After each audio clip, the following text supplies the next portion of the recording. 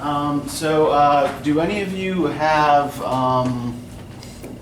programs or ticket stubs from the Player of the Weekend? Rylan, you do. Okay, so I'll just mark that down.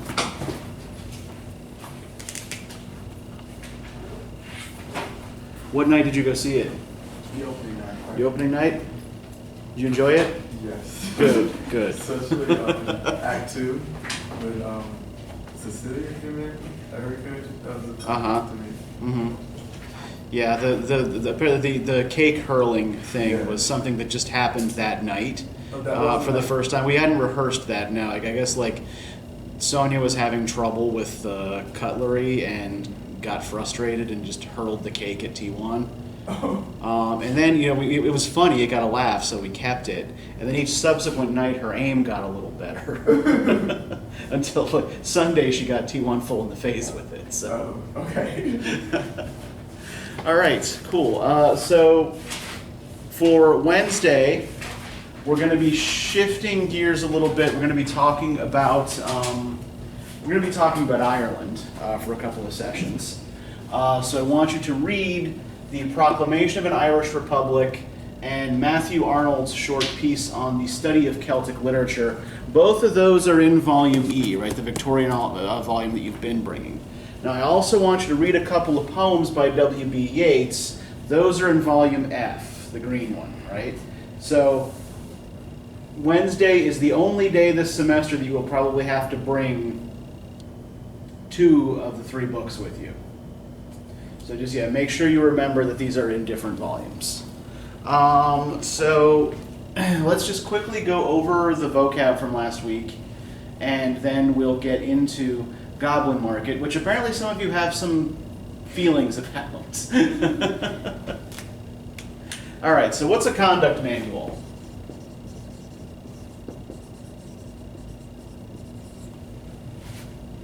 It was a book for women, and it basically was supposed to tell them how they could run a household and give them middle class manners, an etiquette sort of book. Yeah, it's a kind of combination of instruction manual and ideology, right? Good. Now, what did we read last week that would be an example of this? The Women of England? Yes, the Sarah Stickney Ellis, The Women of England. Good. All right. Next, the Society for the Suppression of Vice. That is just fun to say. Who were they?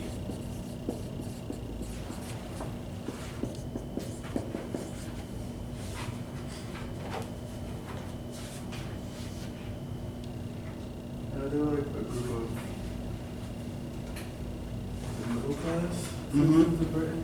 Yeah. That had many concerns with welfare at the time. They did have a number of concerns, yes. They were founded in 1802, were active until 1885.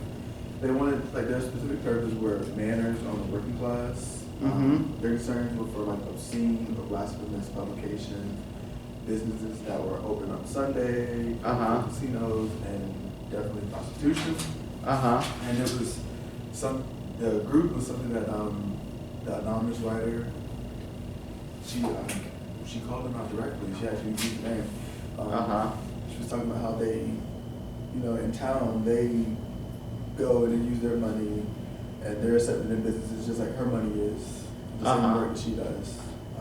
And how some of those people that have those views of those negative views towards prostitution are some of her clients, basically. their husbands. Yeah, Right. The membership of the Society for the Suppression of Vice was mostly middle class women, right? Because this was one thing that women in these households often, because they didn't have anything else to do during the day, right? So they often formed these kinds of public interest groups or these public pressure groups.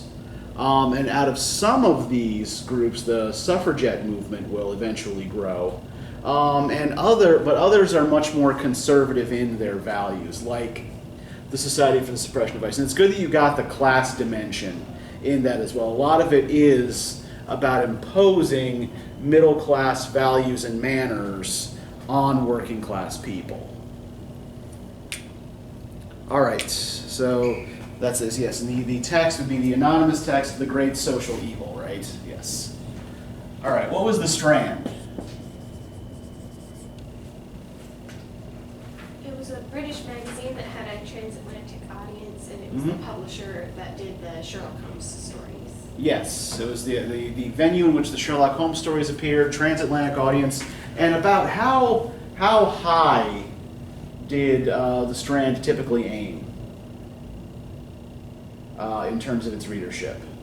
About 500,000 in Britain and 130,000 in the U.S. Okay, yes, that is the circulation, yes. Okay. But in terms of what sort of people they were aiming to hit, were they looking for highbrow intelligentsia? Were they looking for, lowbrow cheap laughs? Wasn't it like in the middle?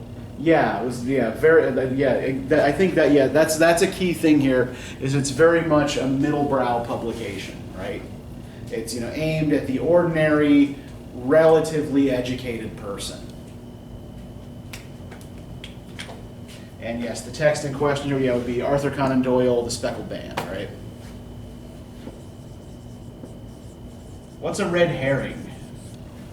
It's like a false lead. So, Uh-huh. like the snake, you expect to be a group of people because it talks about a band. The band, and it's yeah, really the snake's like wrapped around the head. Yeah, in The Speckled Band, they specifically use a kind of linguistic ambiguity for misdirection, right? But yeah, a red herring is any false clue that's part of the formula for detective story. All right, good. Disinterested kindness.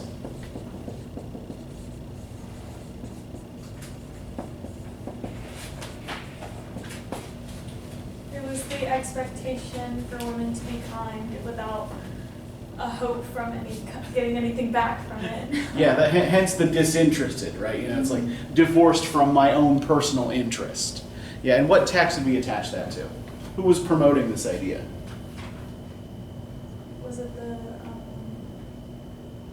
Ellis piece? Yes, Sarah Stickney Ellis, The Women of England. Good. All right, and this is a fun name to say as well. Helen Stoner. Porn on 420. All right, so who's Helen Stoner? She was the one where her sister died and she went to Sherlock and was hoping that he would try to solve the mystery. And she wore this like black covering and she hid her bruises from the claw. Yes. Very good. What else do we know about Helen Stoner? By the time Watson is like recounting this story, she's dead. But she's also engaged, like during the time of the case, she's engaged to be wed to a man. So she can get like her own money, like her inheritance. Yeah. From her stepfather. Uh-huh. What else do we know about her? She's also older than the usual Yeah, she's like marriageable 30. age. Yeah. And she looks older. 30 looks 50. Yeah. All right. Respectability. Tell me about respectability.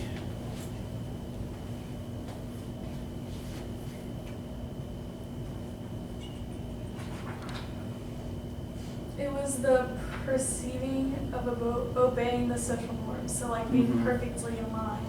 Yeah.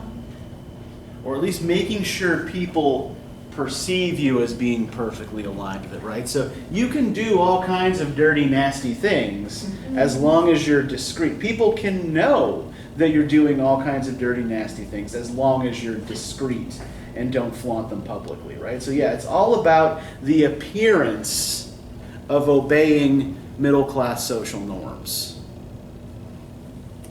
And to what text might we attach this? There are a couple that would probably be relevant. I said the anonymous writing in a way.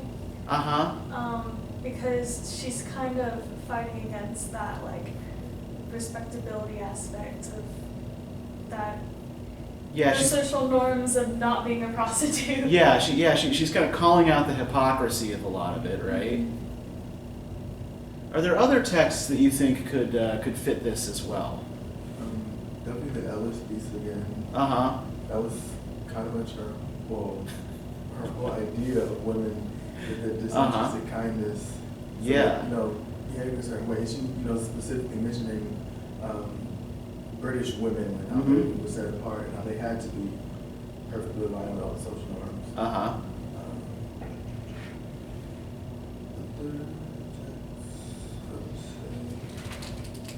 I think two is probably good enough. All right. Evolution and devolution.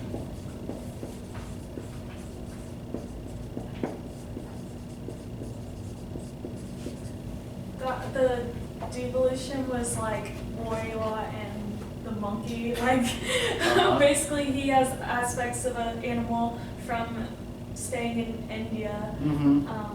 Like the de-evolution of his knowledge and the social norms of being a man. And then the baboon was like the babe, like being portrayed as a child. As a hideous child. Yeah. Yes. Yeah. So yeah, the baboon is portrayed as becoming more human, right? And the human being as becoming more animal-like.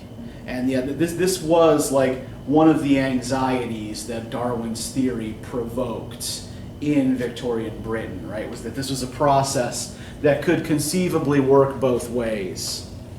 And that someone who was exposed to the wrong kinds of influence, right, might devolve as Roylott does. People worry about some weird shit. All right, tell me about the fallen woman. The fallen woman was like any woman, like this idea that was created about any like middle class woman who committed any sexual impropriety. It's kind of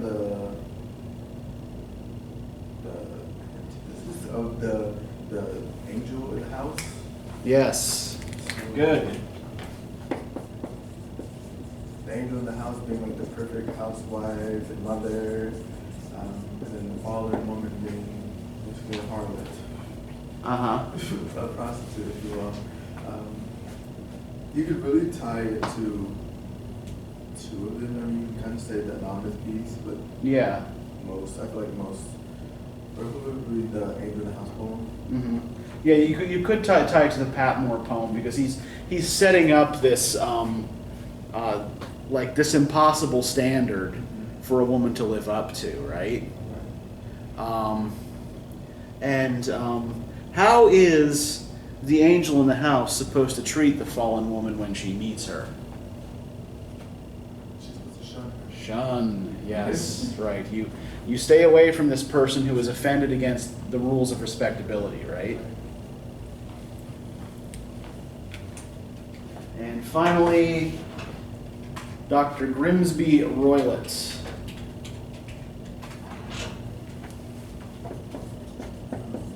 I know you all know who this is because we've mentioned him, but humor me anyway.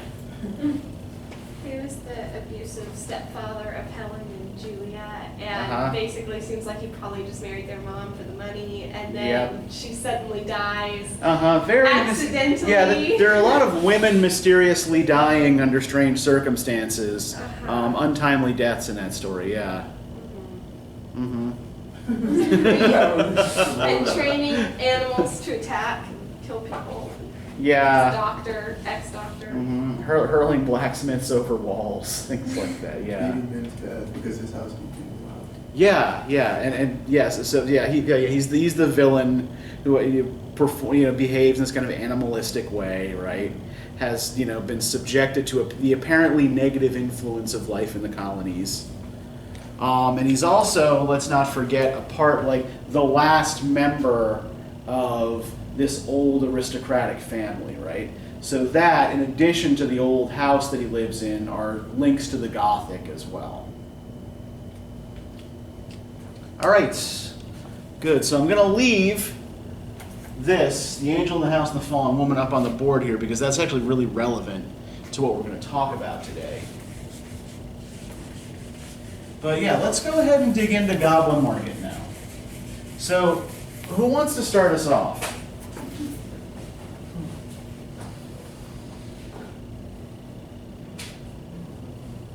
Start off with questions, concerns, stages of protest. Whatever. For me, I referred it closely to the Gothic because Okay. of the like horror of like them sucking the fruits of the goblins and then them shoving them down Lizzie's throat when she refused it. And Yeah. just Yeah, there is this like kind of like this masculine sexual threat in the poem, right?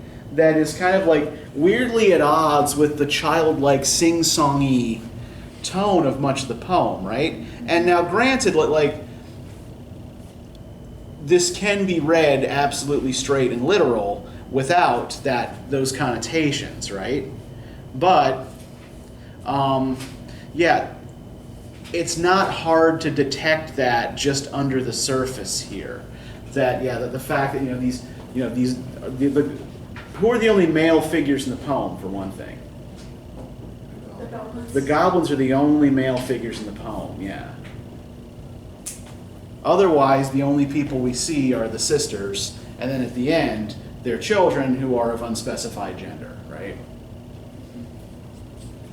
Again, fairly typical for Victorians. Little boys and little girls tended to be dressed alike anyway, so yeah. So yeah, we're definitely going to kind of come back and discuss that, but I want to get other impressions before we dig into specifics. I felt like I did see like things with the Gothic, but I feel like it was definitely different this time because Lizzie, she actually kind of fought them off basically. So she wasn't. Yes, she was threatened, but before in the Gothic, the women were like completely helpless. But in this one, it seemed like you actually got to see a female character with strength in a way. So I thought that was Lizzie fights them off. Yeah, she fights them off, and she's kind of like the whole time she isn't as afraid of them as much as Laura is. So I feel like she's more of the strong character, and seeing like a strong female character during this time is definitely rare. So yeah, I think that there's a lot in this about women's strength in a number of different ways. And then like the running theme of sisterhood. The poems as well. Yeah, I'm actually going to put that right up on the board here because I think that is a really kind of important thing to think about here in terms of the poem as a critique of typical middle-class Victorian values, which I think it is.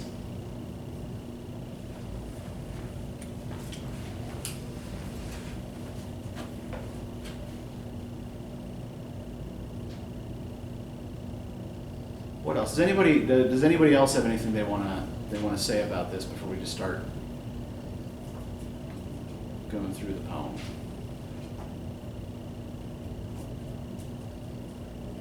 You mentioned like how, and I picked up on how like sing-songy the whole thing is. Like, the events of the poem are kind of the opposite of that. So it's like was there a specific purpose why Rossetti did that? Like to have it? Yeah, it's. I'm always kind of loath to say that there's a purpose behind, like an intentional purpose with something that I don't know to be specifically an allegory. In large part because, I don't want to say that I can read the mind of someone who, wrote a poem 150 years ago and died long before I was born, right?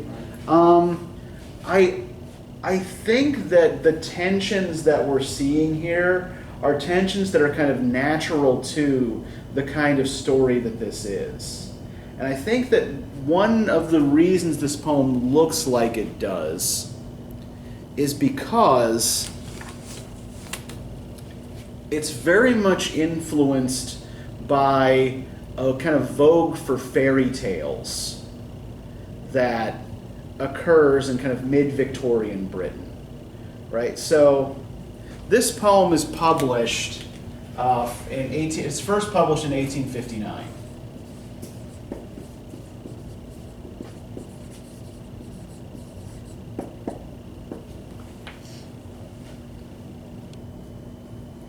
As part of a collection of poems. We can actually see the original first page, the original cover page here on page 547. Goblin Market and Other Poems by Christina Rossetti, done in a deliberately kind of old-fashioned style, kind of like a 17th, 18th century style, by Christina's older brother, Dante Gabriel Rossetti, who was also a well-known poet and a famous artist. Most of the Rossetti children were fairly accomplished in the arts in some way. It was that kind of family. But prior to the appearance of Goblin Market in 1859, a text from the European continent had appeared in its first English translation.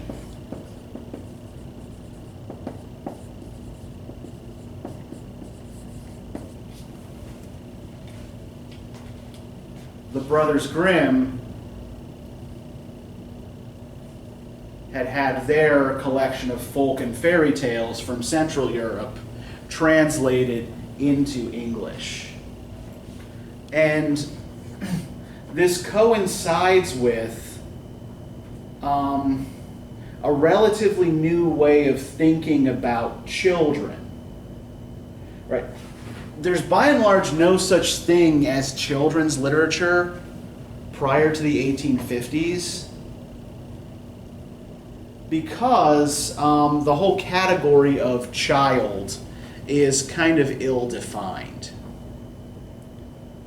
By and large, children were just looked at as little adults or adults in training, right? So if they're from the upper classes, they're sent off to school, to learn Latin and Greek and how to evade taxes. And if they are from the lower classes, then they work alongside mom and dad as soon as they're able to, or sometimes even independently, right? So you've got children, working on farms in the fields. You've got children working in mines, you've got children working in factories. And so people in the 18th and 19th centuries tended to be less sentimental about children than we are, right? To your average Victorian, child labor wasn't a weird thing. It was, it wasn't a horrifying thing. It was normal. And it's only kind of like around the 1850s, 1860s that we start getting these larger organized movements to end child labor as people start thinking of children as a separate kind of protected category, right? That children are, more innocent than adults, that they need to be protected from the wider world and they should be learning and playing rather than, hauling a cart of coal down through a dark tunnel, right? Stuff that seems fairly obvious to us, but wasn't then. And so when children's literature sometimes has these kind of, early children's literature sometimes have these kind of adult undercurrents, a lot of that, again, is because that division between adult and child is a relatively recent one at this point. So some of what's going on here is that vogue for fairy tales, right? And this kind of emerging category of the child.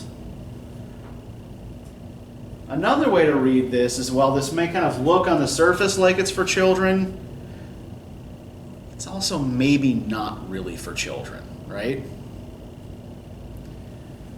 And I think that a lot of it is caught up in these discourses about respectability and how women who somehow like fall afoul of social norms and social codes are to be treated. Because if we look at the kind of arc of the poem here, right, if we look at the plot, basically what happens?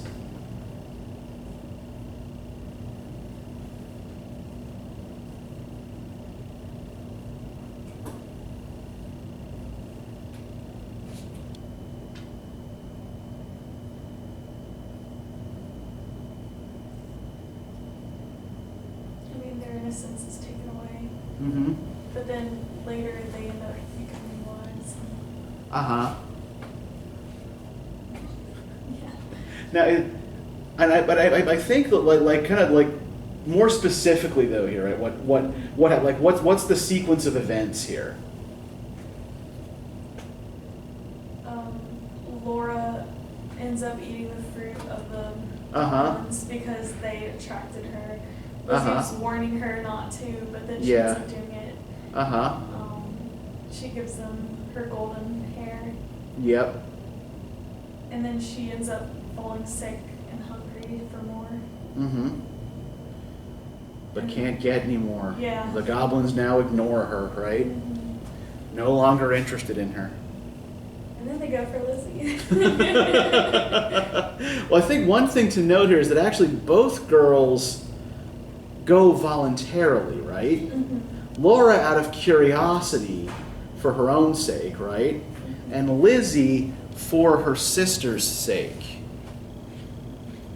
To try to save her from whatever this is that is happening to her, right? And if we look at this as a kind of Victorian sexuality parable, right? Then what role would Laura be playing here?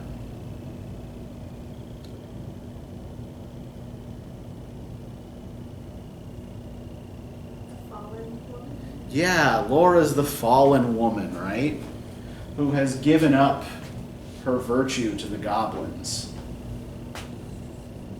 I know it seemed as though, like, when she fell sick and Mhm. they didn't want anything to do with her, it seemed as though it did have like a sexual undertone to it, being that, you Uh-huh. know, women that give their virtue away, they're now unclean, and Uh-huh. now you have to shun them, and like outcasted.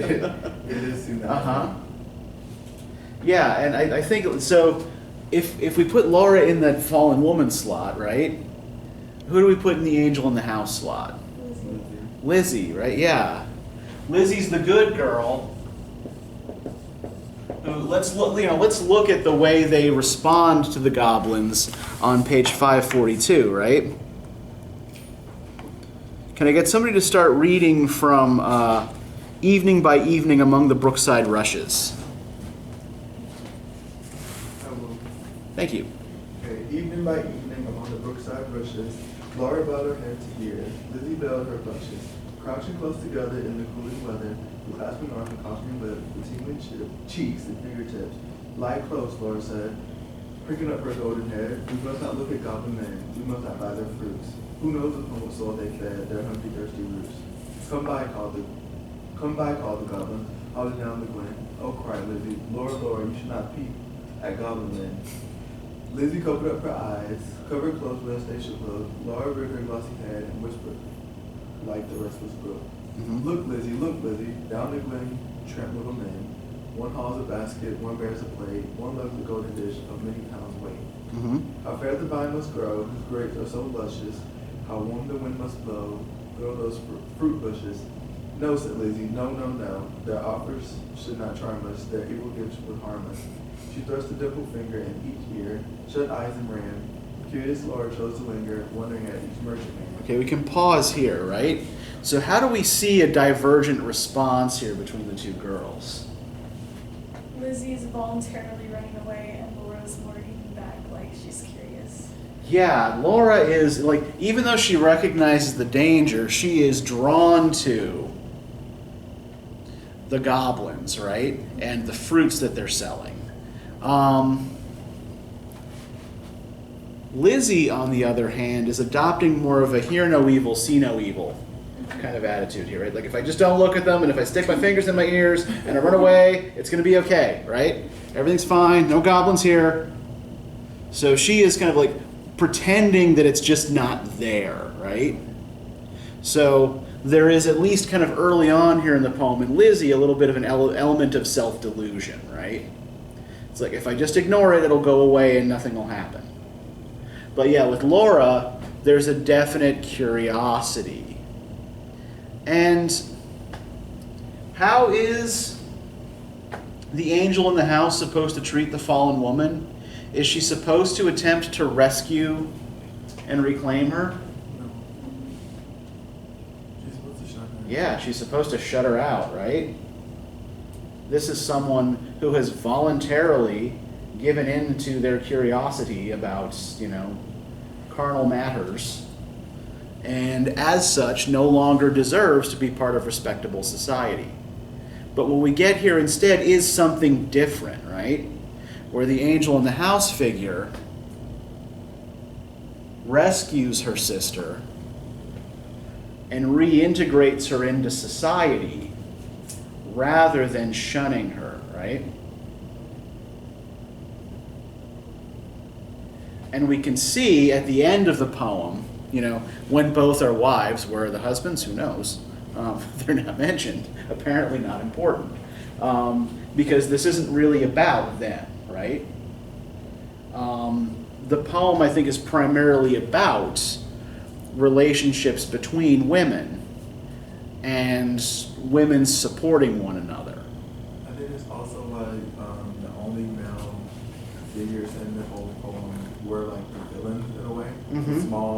Small men, very small men. I think that was true. Okay, yeah, you're right. Yeah, I never really thought about the size of the goblins. Yeah, but they're diminutive. Yeah, they're little guys.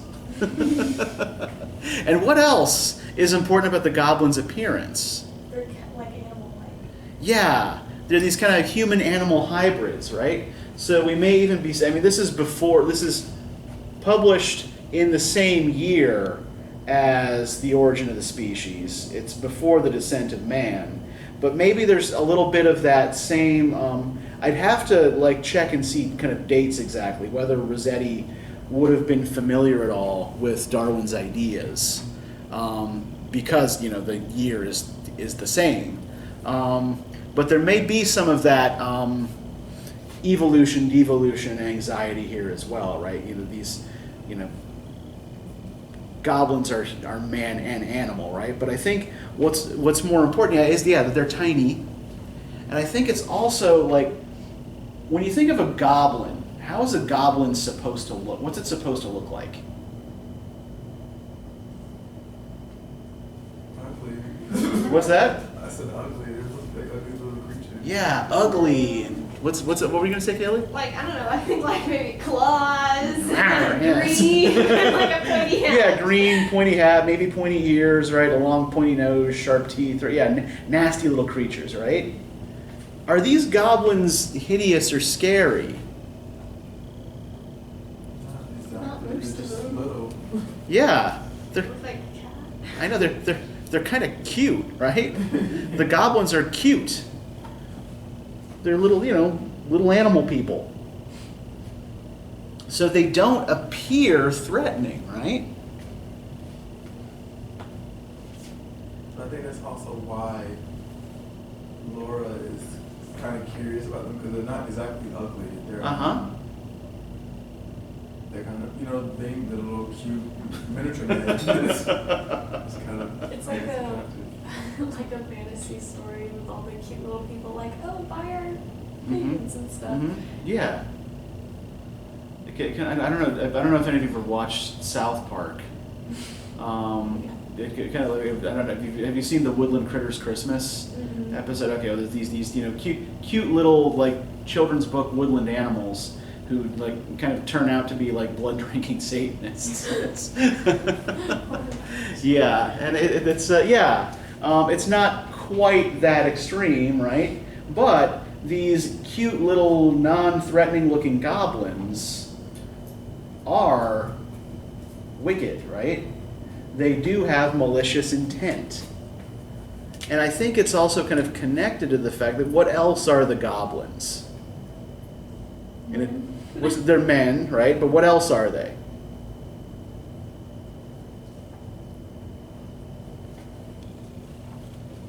Are they giving away their fruits for free?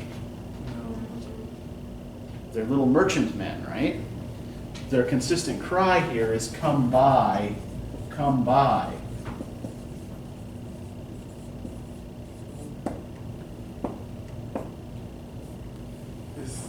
Is come by like the play on the word, like buy, like come by, B-Y, and B-Y. Is that also like their cry? Is that like the play on the word? Like come hither? Yeah. Maybe, yeah. I mean, again, like that's something I hadn't really considered. But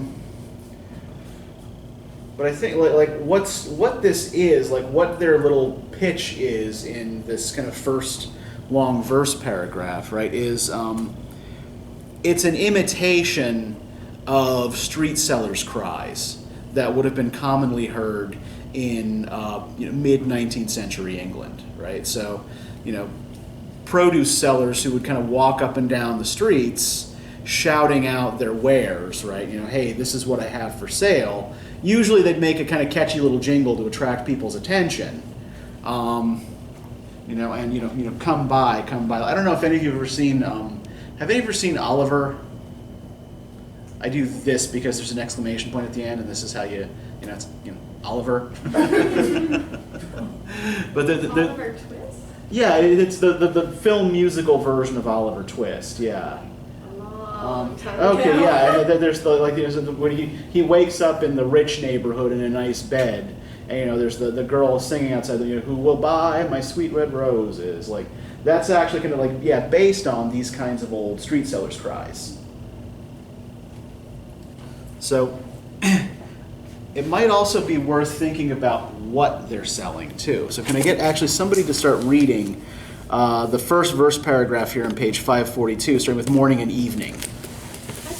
Thank you, Kelly. It says, morning and evening mates heard the goblins cry, come buy our orchard fruits, come buy, apples and quinces, lemons and oranges, plump unpecked cherries, melons and raspberries, bloom down cheeked peaches, smart-headed mulberries, wild freeborn cranberries, crab apples, dewberries, pineapples, blackberries, apricots, strawberries, all ripe together in summer weather, morns that pass by, fair eves that fly, come buy, our grapes fresh from the vine, pomegranates full and fine, dates and sharp boluses, rare pears and greengages, damsons, and bilberries. Taste them and try. Currants and gooseberries, bright fire like barberries, figs to fill your mouth, citrons from the south, sweet to tongue and sound to eye. Come buy. So what do we note about this list here? They're all fruits. Yep, it's all fruit. Yeah, these are all fruits, right? And what about the variety here? A little bit of everything. Yeah, they've got just about any kind of fruit you could want, right? Now, are all of these fruits that would grow in England? Probably not. No, yeah, pineapples are definitely tropical, right? Citrons are tropical. Yeah, a lot of the fruits listed here are things that would not grow in English soil, right? So there's a lot of variety. Some of the fruits they're selling would be considered exotic. And I think that there's a certain anxiety in the poem about this that is expressed, a little bit further on when Laura says, we must not look at goblin men, we must not buy their fruits. Who knows upon what soil they fed their hungry, thirsty roots, right? This is all stuff that is of unknown provenance, right? Who knows where the hell it came from? Some of it probably acquired through trade.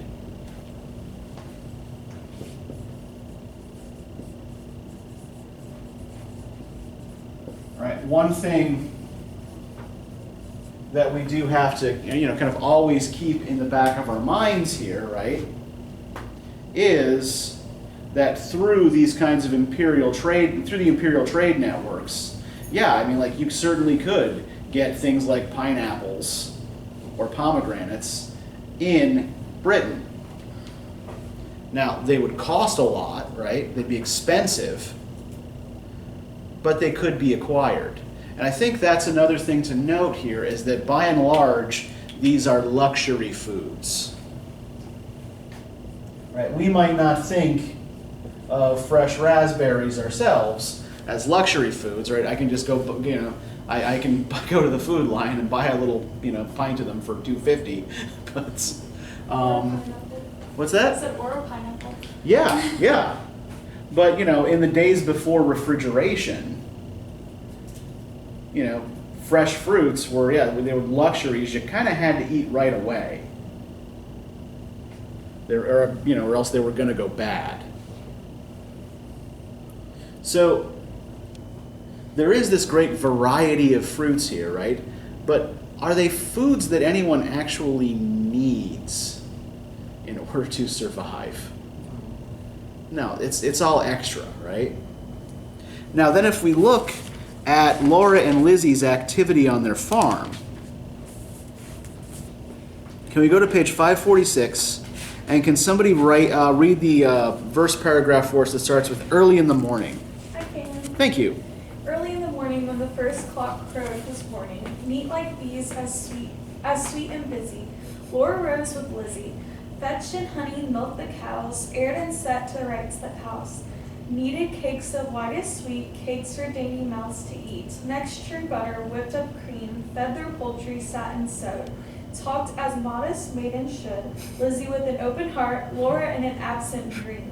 One content, one sick in part, one warbling for the mere bright day's delight, one longing for the night. I think the whole night thing, right? There is a definite divide here between day and night, right? Day is where normal wholesome things happen, and night is the period of dreaming and of illicit activity, right? But the other thing I want to note here too is just like what they tend to spend their days doing, right? What activities are Laura and Lizzie primarily engaging in when they wake up? When they wake up in the morning. Like household chores. Yeah, I mean, and these chores. I mean, like they're like, what kinds of things are they doing? They're baking cakes. Yeah, they're baking cakes. They're fetching in honey. They're milking cows, right? Talking as modest maidens. They're talking as modest maidens should. Yes. But yeah, like, do they need to get food from anywhere else? Right there. Yeah, their little farm is entirely self-sufficient, right?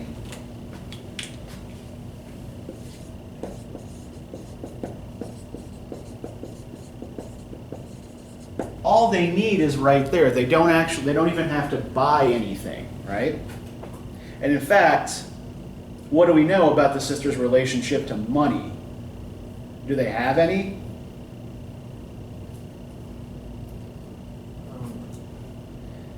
They really don't, right? I mean, that's the non-symbolic reason, right, that Laura pays the goblins with a golden curl, right? More on the symbolic reasons in a moment. But yeah, they're completely outside of the whole kind of like network of commerce and trade, right? They don't need to engage with it. And I think that this probably has something to do with that Victorian separate spheres ideology, right, where men's sphere is the outside world and commerce and trade and governments and things of that nature, and women's sphere is the home. The difference here is that here we see women in the home actually by themselves. There is no male figure, and they're actually like working and not drinking tea or suppressing vice or things of that nature.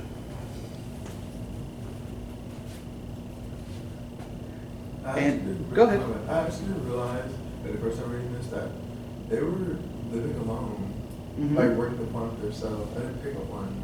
I guess I didn't immediately jump to that conclusion. They were living alone, which was, I guess, kind of, was that uncommon, like for women? to live alone? Yeah, I mean, yeah. with no male relative to be responsible for them, yeah. Yeah, it was not unheard of for unmarried women, especially if they were siblings or cousins, to form independent households. But it wasn't common either. So yeah, this is a slightly unusual social arrangement. And I think the whole come by thing, I kind of want to jump back to, what you were talking about near the beginning of the class, Peyton, with the when Lizzie actually purchases the fruit from the goblins. Oh, birdies. Is that, is there a little goblin out there crying, pretty goblin, pretty goblin? All right, so can I, on page 544, can I get somebody to start reading from "But Sweet-Tooth Laura spoke in haste," line 115? Oh. Thank you. But Sweet-Tooth Laura spoke in haste. Good folk, I have no coin to take word to purloin. I have no copper in my purse, I have no silver either, and all my gold is on the firs that shakes in windy weather above the rusty heather. You have much gold upon your head, they answered all together. Buy from us with a golden curl. Okay, we can stop there, right? So, why do you think they want a lock of her hair? What do you think is going on there? It might help if we think about this in terms of previous discourses we've talked about that have to do with femininity and marriage and marriageability. Is it like you talked about how women are like in this market where they're trying to attract the male men? Uh-huh. I don't know exactly. You're absolutely thinking along the right lines. Yeah. It's like a market trying to get a husband. Uh-huh. So what is she literally what is she not literally, what's she like, she's literally paying with a piece of her hair, right? Mm-hmm. But kind of symbolically here, what is she paying the goblins with? What's she using to buy the fruits? Her attractiveness. Yeah. She's paying with her beauty, right? For the fruit. Yeah. Yeah, with the only currency a Victorian woman has, right? If we even think back to Mary Shelley, right, in The Mortal Immortal, beauty is the power that Bertha has over Winsey, right? And as she ages, once that's gone, then the power dynamic in their relationship reverses. And this is where things start to get really weird, right? And maybe a little uncomfortable. Right? She clipped a precious golden lock, she dropped a tear more rare than pearl, then sucked their fruit globes fair or red, sweeter than honey from the rock, stronger than man-rejoicing wine. Clearer than water flowed that juice, she never tasted such before, how should it cloy with length of use? She sucked and sucked and sucked the more, fruits which that unknown orchard bore. She sucked until her lips were sore, then flung the emptied rinds away, but gathered up one kernel stone, and knew not was it night or day as she turned home alone. So, what is weird or a little uncomfortable about this?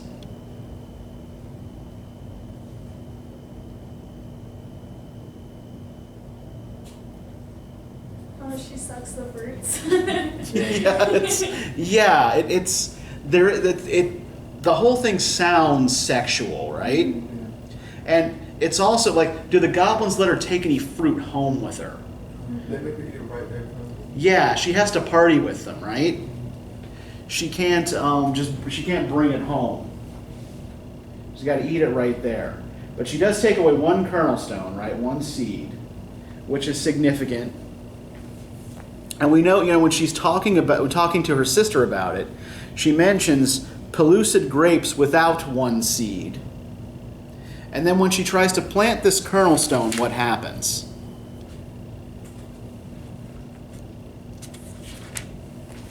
Right, she can't get the goblin's fruit. The goblins no longer have any interest in her. She plants the kernel stone to try to grow more.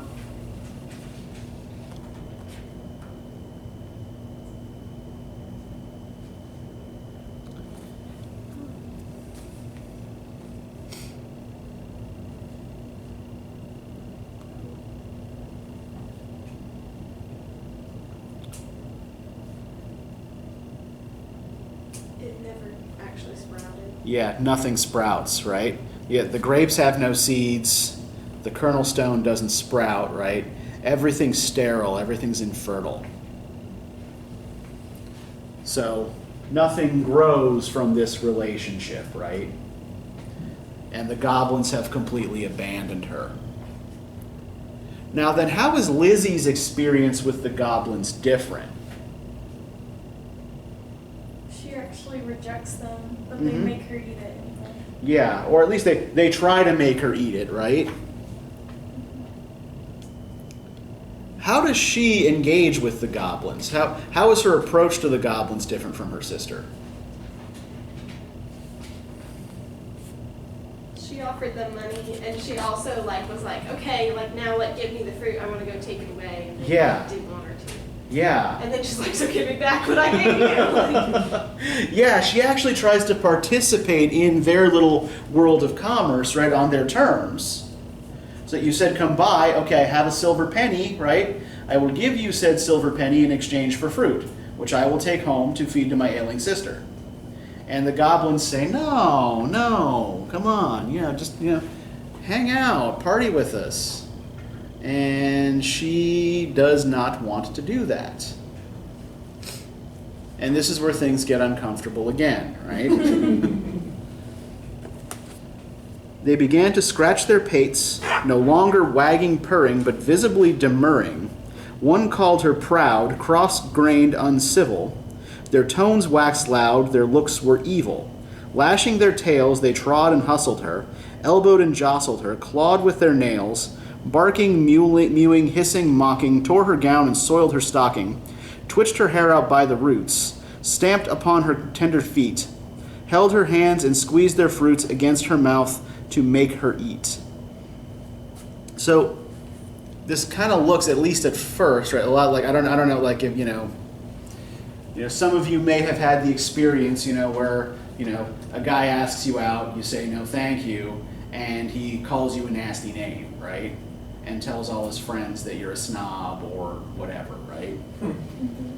And that's kind of where the goblins start out here, right? It's like, oh, you're too proud to sit down and eat fruit with us, right? You are cross-grained and uncivil. And then they get violent, right? And the language here is not unlike something you would associate with sexual assault, right? The tearing of her dress and, trying to force her to open her mouth, right? And she comes back covered in the fruit juices and uses those to revive her sister, right? And I think that one thing that is probably worth noting here is that even early on, Lizzie is noted as someone who has sympathy for the fallen woman, right? If we look at her account of their friend Jeannie, on page 545, when Lizzie first tells her the story, right? Do you not remember Jeannie, how she met them in the moonlight, took their gifts both choice and many, ate their fruits and wore their flowers, plucked from bowers where summer ripens at all hours? But ever in the noonlight she pined and pined away, sought them by night and day, found them no more but dwindled and grew gray. then fell with the first snow, while to this day no grass will grow where she lies low. So infertile, just like the place where Laura plants the kernel stone, right?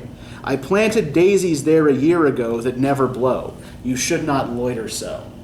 So the reason this is kind of important for what happens later is that Lizzie actually apparently takes care of this poor girl's grave, right? Just because she fell and tasted the goblin fruits doesn't mean that Lizzie thinks it, it was worth abandoning her or forgetting about her. And when we get to the end of the poem, right, we do see the possibility of reintegration into, quote unquote, normal, healthy society, whatever that means. Is any society ever really normal or healthy?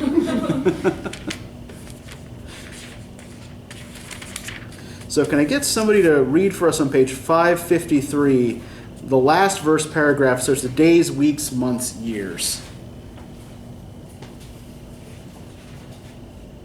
I can do it. Thank you. Wait, those weeks, months, say that again, I'm sorry. Yep, bottom of 553. Days, weeks, months, years. Okay. Days, weeks, months, years, afterwards both were wives, with children of their own, their mother hearts beset with fears. Their lives bound up in tender lives. Laura would call the little ones and tell them of her early prime. Those pleasant days long gone, of not returning time, would talk about the haunted glen, the wicked, quaint fruit merchantmen. Their fruits like honey to the throat, but poison in the blood. Men sell not such in any town. Would tell how her sister stood in deadly peril to do her good, and win the fiery antidote. Then joining hands to little hands would by them cling together, for there is no friend like a sister in calm or stormy weather, to cheer one on the tedious way, to fetch one if one goes astray, to lift one if one totters down, to strengthen whilst one stands. Right, thank you. So, what do you make of the end of the poem here? Apart from the fact that Laura has apparently just kind of been, successfully reclaimed. It's like they're saying you have to rely on the other women or the sister to Yeah. kind of lift you up Mm-hmm. from being astray. Yeah, and I think it's a critique of this dichotomy, right? Of this kind of set of social expectations that respectable women are supposed to simply ignore or shut out women who have lost all claim to respectability, right? That instead they should be depending on each other and not even necessarily relying on relationships with men to give their lives value, right? Because again, remember, Laura and Lizzie are basically self-sufficient before the goblins come and disrupt their lives. So yeah, I think that there does kind of seem to be a kind of argument for a kind of woman-centered household here that takes care of itself and takes care of both its own business and its own members, whatever happens to them. But I don't know, we're because we started early, we're running close to the end of time here. Do y'all have any other thoughts about this, or anything else that you want to talk about, or do you want to ask? Weirdly enough, I was thinking the golden curl and them cutting it off reminded me. I don't know if you've seen Les Miserables, but the part where she goes to get money and one of the prostitutes "Oh, I'll give you money if you give me your hair." Fantine cuts off her hair. Yeah. That's something to think of. Yeah. It was not an uncommon thing especially for poor women to do when they were desperate for money. Cut off their hair and sell it to a wig maker.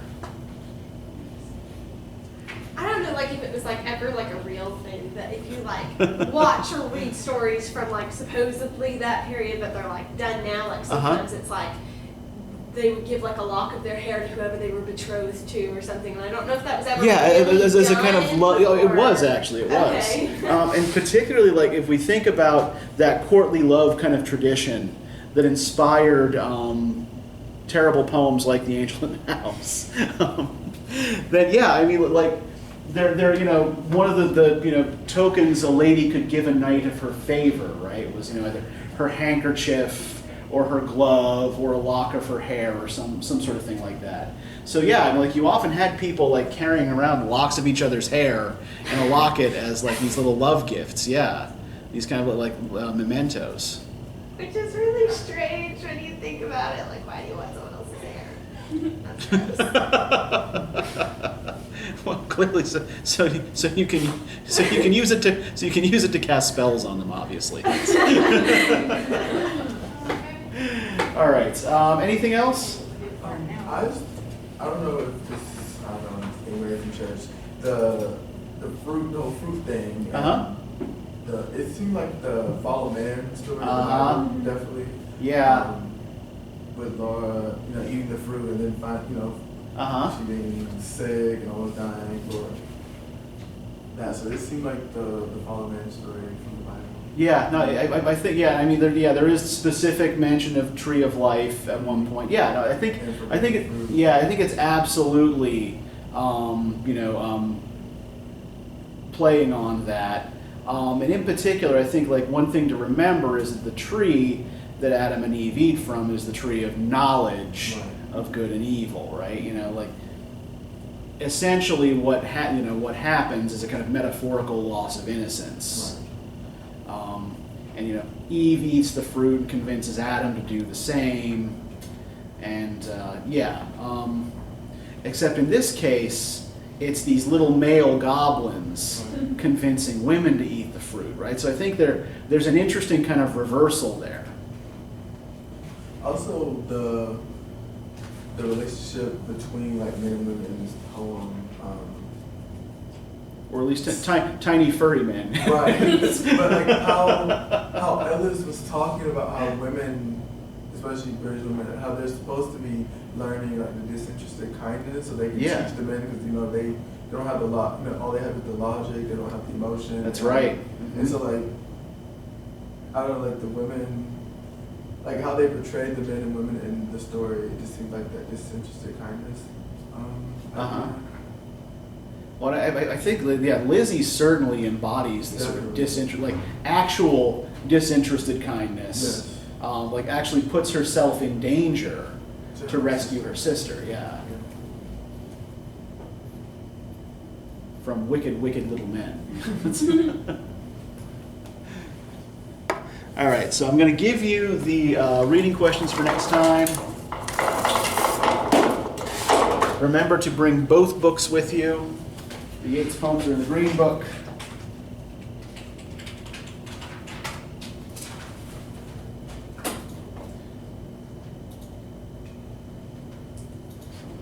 Turn this on. We'll see you all on Wednesday.